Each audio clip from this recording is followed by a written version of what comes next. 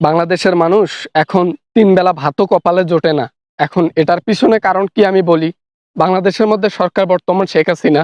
আর সেই সরকার বাংলাদেশের মধ্যে কিছু জিনিসের দাম বাড়ায় দিছে, যার কারণে কৃষক এবং শ্রমিক যারা রয়েছে, যারা মধ্যবিত্ত পরিবার থেকে ডিজার্ভ করে লাইফ, তারা ভাত পাচ্ছে না। এটার মূল কারণ হাসিনা। আপনারা কি বলেন? শেখ হাসিনাকে দোষ দিয়ে জনগণ তোরা উপরে উঠতে পারবি না। শেখ হাসিনা আছে বলেই তো দুনিয়ার মধ্যে, সরি, বাংলাদেশের মধ্যে সুখ শান্তিতে ভরে রয়েছে। সুখ শান্তিতে হাবুডুবু খাচ্ছে মানুষ।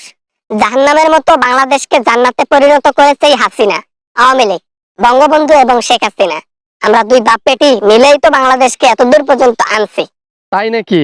আরে, এই জন্য জনগণ না খেয়ে মারা যাইতেছে। এই জন্য দ্রব্যমূল্যের দাম এত বৃদ্ধি যে সাধারণ জনগণ কিনে খাইতে পারে না। এই হচ্ছে উন্নয়ন। উন্নয়নের নামে চুরি ছাড়া আর কিছু করতে পারছে আওয়ামী লীগ? একটা উন্নতি দেখান যেখানে চুরি নেই। সবকিছুতে চুরি করছে। উল্টাপাল্টা হিসাব ধরিয়ে দিয়ে জনগণকে বুঝাইছে। বোকা নাকি? এটার প্রমাণ নাই যে জনগণের টাকা মেরে খাইছি। উল্টা নিজের টাকায় ব্রিজ করে দিছি। পর্দা সেতু নিজের টাকায় ব্রিজ করে দিলাম। আর জনগণ বলে আমরা নাকি হাজার হাজার কোটি টাকা জনগণের মেরে খাইছি। আমি সেই শিক্ষা পাই নাই যেটা জনগণ বলে। আমরা সুশিক্ষিত। আমরা জনগণকে ভালোবাসি এবং তাদের কল্যাণের উপর কাজ করে থাকি। বাংলাদেশের প্রেক্ষাপটে যদি যে বাজেটটা গড়হারে প্রতিটা জেলায় যায়, সেই বাজেটটা যদি সঠিক কাজে ব্যবহার করা হইতো, তাহলে বাংলাদেশ আজকে গরিব দেশ থাকতো না। আজকে বাংলাদেশ আমেরিকার মতো বড় দেশে পরিণত হয়ে যেত, এত উন্নতি হইতো। কিন্তু সেখানে 10 টাকার জায়গায় 40 টাকা খরচ করে বাকি 30 টাকার নেতার পকেটে ঢুকে। এটাই হচ্ছে আওয়ামী লীগের নীতি, এবং এই নীতিটা কখনো চেঞ্জ করতে পারবে না আওয়ামী লীগ সরকার। উল্টাপাল্টা কথা বলবা না। যে বিষয় জানো না সে বিষয়ে লেকচার মারলে কি আর হবে? তুমি যে বিষয় জানো না কথা বলতেছো, এটাকে আমি মানবো?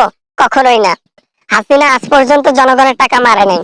আর আমাদের নেতাগেতা একদম সলিড। তারা জনগণের টাকা মেরে খাইতে জানে না। তাদের এমনিতেও টাকার অভাব নেই, তারা কেন জনগণের 10 টাকা মেরে খাইবে? হ্যাঁ, মানুষের দুইটা চাহিদার শেষ নেই। আর আপনারা তো আওয়ামী লীগের নেতা খেতা, যাদের রেকর্ড এত খারাপ যে চুরি ছাড়া কিছু বোঝে না। টাকা আর নারী, এই দুইটাতে মানুষ কখনো সন্তুষ্টি লাভ করতে পারে না। কিছু কিছু মানুষ পারে, কিন্তু আওয়ামী লীগের নেতা খেতা এগুলা পারবে না। তারা টাকার লোভী, জনগণকে ঠকাতে আর মারতে একটুও দ্বিধাবোধ করবে না। এবার না মানে আমরা যথাযথ চেষ্টা করি দ্রব্যমূল্যের দাম কমানোর জন্য। আমরা কি চাই না বাংলাদেশের মানুষ 3 বেলা ভালো মতো খাক? কিন্তু কিছু করার উপায় থাকে না। এখন হয়ে যায়। এখন বাংলাদেশের জনসংখ্যা বেশি, এক্ষেত্রে আমাদের জিনিস শর্ট পড়বে, এটা স্বাভাবিক না? বাংলাদেশের মধ্যে যতটা বাজেট বরাদ্দ করা হয় আর যতটা দ্রব্যমূল্য রয়েছে বাংলাদেশে যথেষ্ট। আপনারা আমদানিতে সেরা রয়েছেন, ঠিক আছে, মানলাম।